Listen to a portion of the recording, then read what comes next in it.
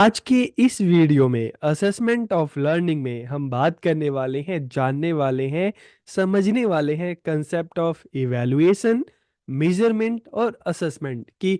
Evaluation क्या है, measurement क्या है, असेसमेंट क्या है, और हिंदी में हम इसे कहते हैं मापन, आकलन और मूल्यांकन की अवधारणा। तो वीडियो को आखिरी तक देखिए। वीडियो कैसा लगा कमेंट करके जरूर बताइए। तो हम वीडियो शुरू करते हैं। और आमतौर पर अक्सर हम ये मान लेते हैं कि आकलन, मापन और मूल्यांकन तीनों एक ही होगा, लेकिन तीनों एक दूसरे से बहुत अलग हैं। कैसे अलग हैं इसको भी जान लेते हैं। जब हम असेसमेंट की बात करते हैं तो assessment is to identify the level of performance of student, कि विद्यार्थियों के प्रदर्शन के स्तर की पहचान करना ही आकलन है। तो देखिए, जब हम कहते हैं ना असेस करना, तो किस चीज का असेस करना, किस चीज का आकलन करना, कि बच्चे ने कितना सीखा है। आप एज अ टीचर आप क्लास में कोई टॉपिक पढ़ा रहे हैं, पढ़ाते पढ़ाते आपको ये जानना है कि आप जो बच्चों को पढ़ा रहे हैं उनको समझ में आ रहा है कि नहीं। तो आपने तुरंत एक क्वेश्चन पूछ लिया। अब क्वेश्चन पूछोगे आप क्लास में बच्चों से, तो बच्चे का जो रिस्पॉन्स होगा उसके आधार पर आप उनको असेस कर सकते हो कि बच्चा सीख रहा है कि नहीं। तो असेसमेंट क्या हुआ कि विद्यार्थियों के प्रदर्शन स्तर की पहचान करना ही आकलन है। और जब हम मेजरमेंट की बात करते हैं तो अक्सर हम देखते हैं ना कि जब कभी दुकान पर कपड़े सिलाने आप जाओ तो अक्सर जो अ, सिलाई वाला होता है वो आपके जो मेजरमेंट लेता है, ठीक है, चाहे शर्ट की हो गई चाहे पैंट की हो गई। तो जब हम मेजरमेंट की बात करते हैं ना, तो मेजरमेंट का मतलब है मार्क्स, अंक, ठीक है। जब हम इसको एजुकेशन में लेके आते हैं तो measurement is to express the educational achievement of student in numbers, की विद्यार्थियों के शैक्षिक उपलब्धि को अंकों में व्यक्त करना ही मापन है। जैसे अक्सर बोर्ड के एग्जाम आते हैं तो किसी के 99% आ गए, किसी के 98% आ गए, किसी के 100% आ गए, और आप भी अपने आसपास के जो बच्चे हैं, आपके घर के बच्चे हैं, तो आप इस बेस पर आप करते हैं ना कि इसके इतने ज़्यादा मार्क्स आ गए, इसके इतने कम मार्क्स आ गए। तो जब हम मेजरमेंट की बात करते हैं तो जो अचीवमेंट है उसको जब हम नंबर्स में उसको आंकते हैं तो उसे हम क्या कहते हैं, मापन कहते हैं।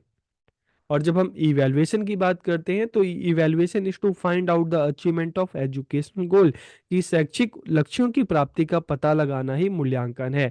अब शैक्षिक लक्ष्य क्या है, एजुकेशनल गोल्स क्या है। सपोज करो कि कोई बच्चा 6 क्लास में गया, ठीक है। तो 6 क्लास में अलग अलग सब्जेक्ट पढ़ना है, तो हर सब्जेक्ट के अपने ऑब्जेक्टिव होते हैं।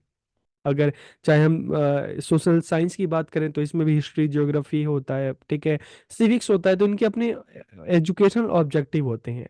तो जब हम इवैल्यूएशन की बात करें तो इसमें हमें पता लगाते हैं कि जिन ऑब्जेक्टिव को, जो एसएसटी अगर बच्चों को पढ़ाई जा रही है, क्यों पढ़ाई जा रही है, हिंदी बच्चों को पढ़ाई जा रही है तो जिन उद्देश्यों के लिए पढ़ाई जा रही है, तो क्या बच्चा उन उद्देश्यों को प्राप्त कर रहा है, क्या बच्चा व्याकरण सीख रहा है, क्या बच्चे को कविता के बारे में पता चल रहा है, क्या बच्चे को कहानी के बारे में पता चल रहा है। जब हम हिस्ट्री की बात कर रहे हैं तो मान लो 6 क्लास है, तो क्या बच्चों को एंशियंट इंडियन हिस्ट्री है उसके बारे में जो अलग अलग इवेंट हैं बच्चों को समझ में आ रहे हैं, ठीक है। तो इवैल्यूएशन की जब भी हम बात करते हैं तो इवैल्यूएशन में क्या बात की जाती है कि शैक्षिक लक्ष्यों की प्राप्ति का पता लगाना, कि जिन उद्देश्यों को प्राप्त करने के लिए बच्चों को पढ़ाया जा रहा है, सिखाया जा रहा है, बच्चा उन उद्देश्यों को कहाँ तक प्राप्त कर रहा है, ठीक है। टीचर कितने अच्छे से बच्चों को पढ़ा रहा है, तो ये क्या है, इसको हम कहते हैं मूल्यांकन। तो अब हम एक एक करके इनको जानते हैं। तो जब हम कंसेप्ट ऑफ असेसमेंट की बात करें, आकलन की बात करें, तो assessment is to identify the level of performance of student, की विद्यार्थियों के प्रदर्शन स्तर की पहचान करना ही क्या है, आकलन है, असेसमेंट है, असेस करना बच्चों को। It taste how learning is going, ठीक है, कि यह जांचता है कि अधिगम कैसा चल रहा है। It improves learning by identifying the weakness of student, की इसमें क्या होता है कि विद्यार्थियों की कमजोरियों की पहचान करके उसमें अधिगम में सुधार किया जाता है। तो अक्सर हम देखते हैं असेसमेंट अक्सर क्लासरूम में जो टीचिंग लर्निंग हो रही होती है, टीचर पढ़ा रहा है, बच्चा समझ रहा है, ठीक है, बच्चा सुन रहा है।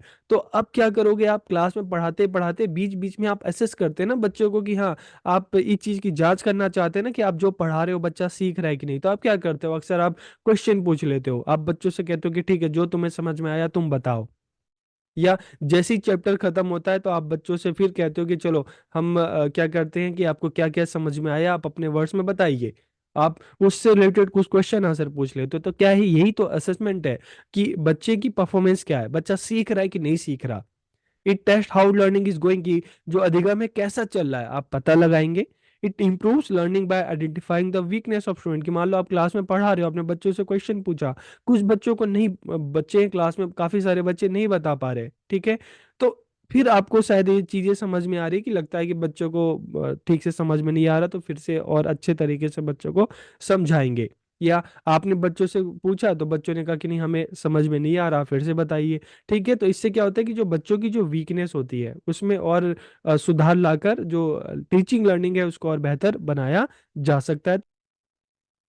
अब हम इसके फीचर्स की बात करते हैं कि आकलन की क्या क्या विशेषताएं हैं। It is a useful classroom research for improving teaching and learning, की आकलन शिक्षण और अधिगम के सुधार के लिए एक उपयोगी कक्षा अनुसंधान है। तो हम इसको क्लासरूम रिसर्च क्यों बोल रहे हैं, क्योंकि आप क्लास में जब पढ़ा रहे हैं तो आप बार बार इस चीज को जांच रहे हैं, इस चीज का पता लगा रहे हैं कि हाँ बच्चा सीख रहा है कि नहीं, उसको समझ में आ रहा है कि नहीं। तो आप बार बार बच्चों से क्वेश्चन पूछ रहे हैं, ठीक है। तो इसलिए हम इसको क्या कह रहे हैं, classroom research. It is conducted during the learning process, की अधिगम की प्रक्रिया के दौरान आयोजित किया जाता है। मतलब क्लासरूम में जब टीचिंग लर्निंग चल रही होती है तो उस टाइम आप जो पढ़ा रहे होते हो तो बार बार आप असेस करने के लिए बच्चों से आप क्वेश्चन पूछते हैं। It improves learning by identifying the weakness of student, कि विद्यार्थियों की कमजोरियों की पहचान करके अधिगम में सुधार करता है। It identifies area of improvement, की सुधार के क्षेत्रों की भी पहचान करता है कि बच्चे को कहाँ पर सुधार की जरूरत है। ठीक है, तो इन चीजों की पता लगाता है कि बच्चे को समझ में नहीं आ रहा, या आप जिस तरीके से पढ़ा रहे हैं वो तरीका बच्चों को नहीं समझ में आ रहा है, या बच्चे की कोई और प्रॉब्लम है। तो इससे आपको पता चलता है कि एक्चुअल में प्रॉब्लम कहाँ है, फिर उस हिसाब से उसको दूर करने के उपाय किए जाते हैं। ठीक है, अब हम अगर मेजरमेंट की बात करें, मापन की बात करें, expressing the academic achievement of student in marks is called measurement. तो बहुत ही सिंपल है कि विद्यार्थियों की शैक्षिक उपलब्धि को अंकों में व्यक्त करना मापन कहलाता है। कि हिंदी में तुम्हारे इतने मार्क्स आए, एसएसटी में इतने मार्क्स आए, साइंस में इतने मार्क्स आए, संस्कृत में इतने मार्क्स आए, मैथ्स में इतने मार्क्स आए। तो जो भी आपकी अचीवमेंट, अगर उसको हम मार्क्स में ही उसको अभिव्यक्त करते हैं तो उसे हम क्या कहते हैं, मापन कहते हैं, मेजरमेंट कहते हैं। एग्जाम्पल के लिए यहाँ पे जैसे हम नॉर्मली देखते हैं कि अच्छा इसकी लंबाई इतनी है, इसकी चौड़ाई इतनी है। तो अगर एकेडमिक्स में आते हैं, टीचिंग लर्निंग में आते हैं, एजुकेशन में आते हैं, तो अच्छा तुम्हारे इतने मार्क्स आए, तुम्हारे इतनी परसेंटेज आए, तो इसे क्या कहते हैं, measurement. In measurement the emphasis is only on the achievement of the subject matter, की मापन में केवल विषय वस्तु की उपलब्धि पर बल दिया जाता है कि इस सब्जेक्ट में आपने इतने मार्क्स लिए, इस सब्जेक्ट में आपके इतने परसेंटेज आए, इस क्लास में आपने इतने परसेंटेज लिए। ठीक है, तो यहां पर आपको मेजरमेंट भी समझ में आ गया होगा। अब अगर इसके फीचर्स की बात करें, it is quantitative process. Quantitative इसलिए कह रहे हैं क्योंकि इसमें जो भी रिजल्ट है, जो भी अचीवमेंट है, उसको हम नंबर्स में आंक रहे हैं। ठीक है, it express the academic achievement of the student in marks, की यह विद्यार्थियों की शैक्षणिक उपलब्धि को अंकों में व्यक्त करता है। It is not possible to improve the teaching learning process, की इसमें क्या है कि जो शिक्षण अधिगम प्रक्रिया में सुधार संभव नहीं है। ठीक है, क्यों संभव नहीं है, क्योंकि यहाँ तो फाइनल रिजल्ट की बात की जा रही है कि चलो रिजल्ट आ गया और आपके इतने मार्क्स आ गए, तो यहाँ पे तो फोकस किस पे है, मार्क्स पे फोकस किया जा रहा है, नंबर्स पे फोकस किया जा रहा है। इसलिए यहाँ पे इंप्रूवमेंट का कोई चांस नहीं। इंप्रूवमेंट का चांस कहाँ है, असेसमेंट में चांस है। It measures only the one side of the student, की यह विद्यार्थी के केवल एक ही पक्ष को मापता है। वन साइड की, बच्चे ने कितना नंबर लाया, ठीक है, बस यहाँ पे है बच्चे ने कितना सीखा, कितना समझा, उस चीज से नहीं, बस बच्चे ने नंबर कितना लिया, तो सिर्फ एक ही साइड को मापता है।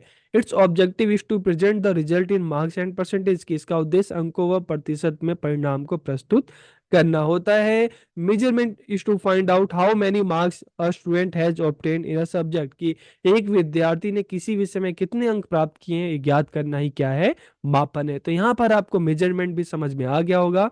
अब अगर हम इवैल्यूएशन की बात करते हैं, तो it is a process that examine student achievement, teaching methods and learning objective, की मूल्यांकन एक ऐसी प्रक्रिया है जो विद्यार्थियों की उपलब्धियों, शिक्षण विधियों तथा शिक्षण उद्देश्यों की जांच करता है। कि एक टाइम पीरियड में, देखिए जैसे मैंने आपको स्टार्टिंग बताया कि मूल्यांकन क्या है, कि जो शिक्षण उद्देश्य हैं, ठीक है, जो ऑब्जेक्टिव है उसको मापना, कि जिन ऑब्जेक्टिव्स को लेकर टीचर ने बच्चों को पढ़ाया सिखाया, ठीक है, तो ऑब्जेक्टिव कहाँ तक प्राप्त हुआ, बच्चे ने कितना सीखा कितना समझा, तो उसी ही हम क्या कहेंगे, उसे ही हम कहेंगे इवैल्यूएशन। तो यहाँ पर एक तो है कि टीचिंग जो ऑब्जेक्टिव है कहाँ तक प्राप्त हुए, learning objective.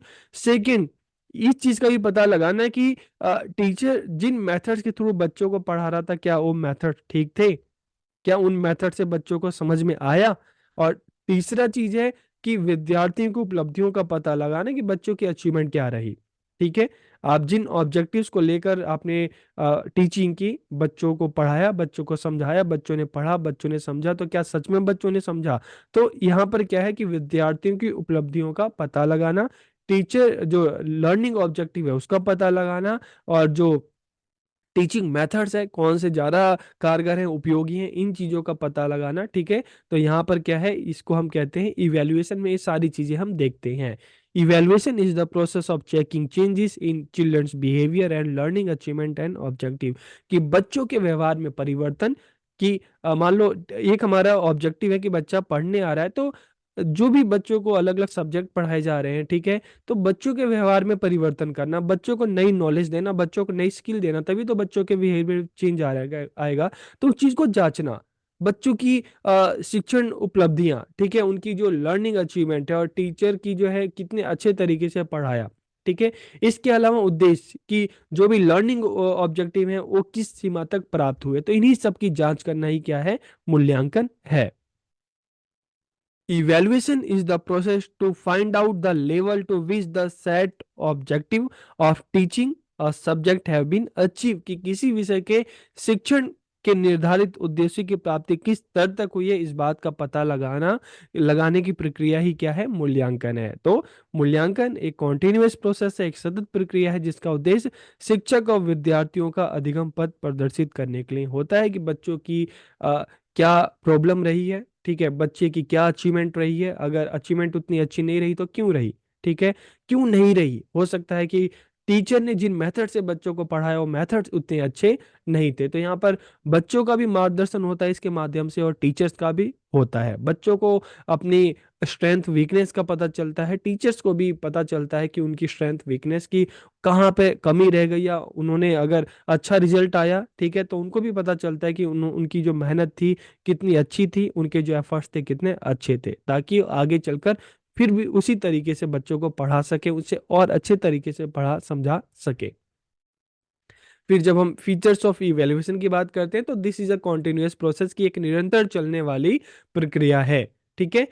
This helps the student to move forward in the right way on the learning path, कि इसके द्वारा विद्यार्थियों को अधिगम पथ पर सही तरीके से आगे बढ़ाने में सहायता मिलती है। This includes the work of examining the change in all aspect of student. देखिए, जब हम ऑल एस्पेक्ट की बात करते हैं ना, तो यहाँ पर हम बात करते हैं बच्चों के ऑलराउंड डेवलपमेंट की बात करते हैं, ठीक है। जैसे ब्लूम्स टैक्सोनॉमी की हम बात करते हैं, तो वहाँ पे हम ये भी देखते हैं कि बच्चों का कॉग्निटिव डेवलपमेंट हुआ कि नहीं, ठीक है। तो बच्चों का अफेक्टिव जो डोमेन है हम उसकी बात करते हैं कि भावनात्मक बच्चों का विकास हुआ कि नहीं, ठीक है। हम यहाँ पर बच्चों के स्किल की बात करते हैं, तो ये सारी चीजें यहाँ पर देखना, यहाँ पे बच्चों के ऑलराउंड डेवलपमेंट की बात की जाती है, सभी एस्पेक्ट को देखा जाता है कि बच्चे ने कितना सीखा कितना समझा, और जो चीजें उसने सीखे समझा उसको अपनी लाइफ में वो इसको यूटिलाइज कर रहा है कि नहीं कर रहा। Helpful in achieving educational objective, की शैक्षिक उद्देश्य की प्राप्ति में सहायक है, क्योंकि इसके माध्यम से पता चलता है कि जो टीचिंग और जो ऑब्जेक्टिव थे, एजुकेशनल ऑब्जेक्टिव थे, लर्निंग ऑब्जेक्टिव थे, किस सीमा तक प्राप्त हुए। It helps in selection of useful teaching method, इससे टीचर्स को पता चलता है कि भाई किस क्लास के लिए कौन सा टीचिंग मेथड बढ़िया है, किस तरह के बच्चों के लिए कौन से मेथड अच्छे हैं, किसका यूज करना चाहिए किसका यूज नहीं करना चाहिए। Its objective is to provide proper support to the student, की इसका उद्देश्य विद्यार्थियों को उचित सहयोग प्रदान करना है, उचित सहायता प्रदान करना है, ठीक है। तो इस तरह से हमने देखा, हमने जाना कि किस तरह से असेसमेंट, इवैल्यूएशन और मेजरमेंट की बात करते हैं, तीनों एक दूसरे से अलग हैं। तो वीडियो आपको कैसी लगी कमेंट करके जरूर बताइएगा। आप सबका बहुत बहुत धन्यवाद।